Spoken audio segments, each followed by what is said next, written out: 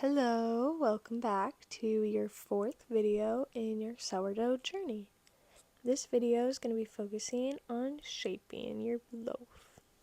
So, to begin, you'll need a bowl that will fit your amount of bread, a tea towel, and then you'll need to flour that tea towel.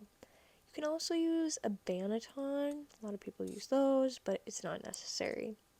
So, you can tell that your bulk fermentation is done when your dough completely just flips out of your bowl and doesn't leave any dough behind. That is a super good indication that your bulk fermentation has reached its peak and you're ready to move on to the next step, which is shaping. Alright, so after you dump your dough out, as you can see, I am laminating my dough, so I'm just stretching it out as far as it can go, and then I'm going to be folding it in thirds. After that, I am rolling it up kind of to create a log almost. Then I'm pulling it towards myself. So this step is creating that tension. So this is super important to get those the crust, the bubble crust effect. And then just before I'm putting it into my bowl, I am dusting it with flour to ensure that it doesn't stick when I take it out. So I am seaming the bottom of my ball.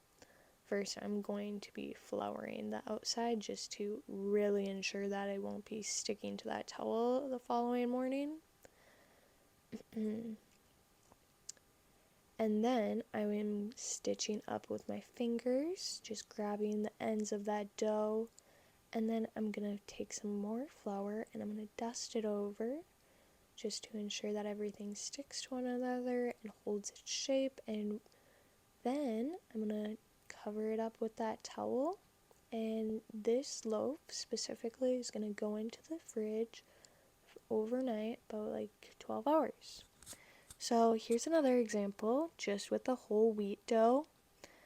I dumped it out, and as you can see, that bowl was clean.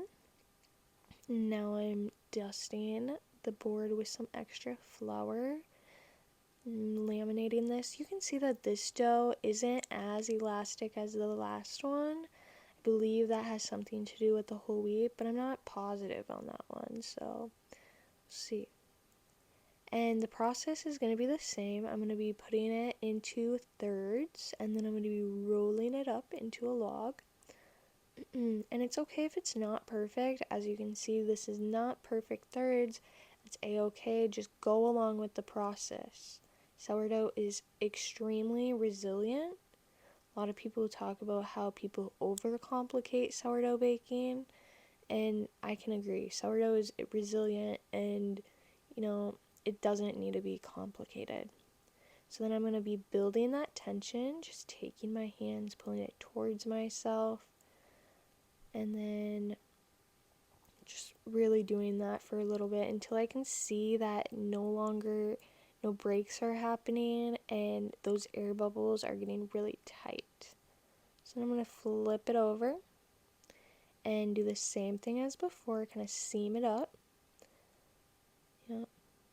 And then I'm going to dust it with some flour as well.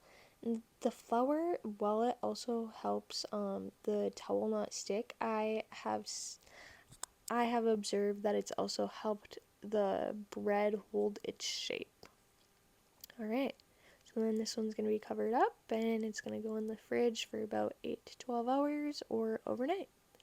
See you in the next one. Thanks for watching. Bye-bye.